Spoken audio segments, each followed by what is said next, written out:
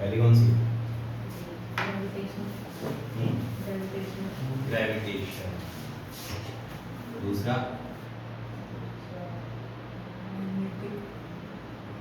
Gravitational force. Second magnetic force. तो gravitational force क्या होता है? ग्रेविटी। अब ग्रेविटी क्या होती है? ग्रेविटेशनल फोर्स की जब हम बात करते हैं ना, तो हमारी अर्थ पर क्या हो रहा है? एक नॉन कॉन्टैक्ट फोर्स है, एक ऐसी फोर्स है जो अर्थ का सेंटर अपनी तरफ हर बॉडी को अट्रैक्ट करते हो। अर्थ का सेंटर हर बॉडी को अपनी तरफ क्या कर रहा है? वो जिस फोर्स से अट्रैक्ट कर रहा है उसको क्या बोलते हैं? Gravitational force. The force with which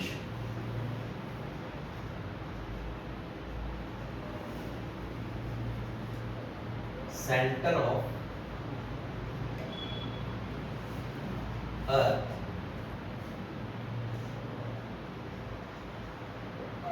attracts an object towards its center, towards its इसको क्या बोलते हैं? Gravitational force. मैग्नेटिक फोर्स कौन सी हुई?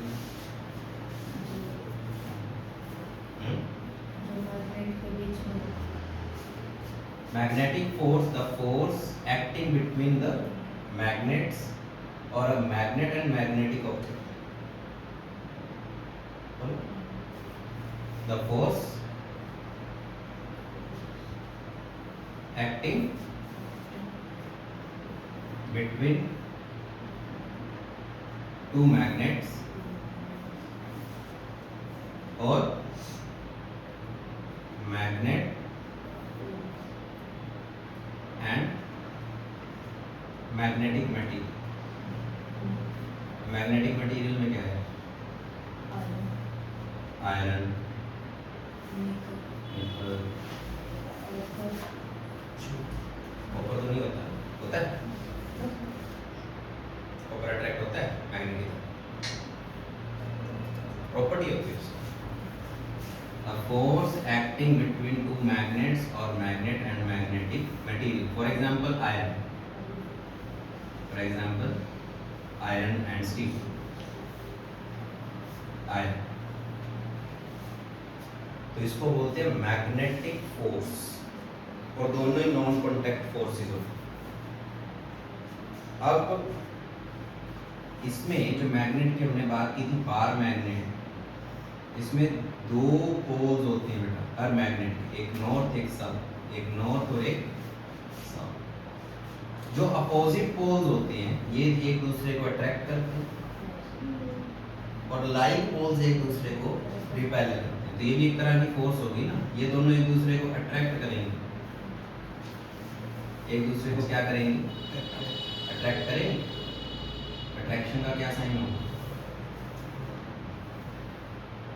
ऐसे अट्रैक्ट कर रहे हैं। चलो जो भी, ये एक दूसरे को क्या कर रहे हैं? अट्रैक्ट।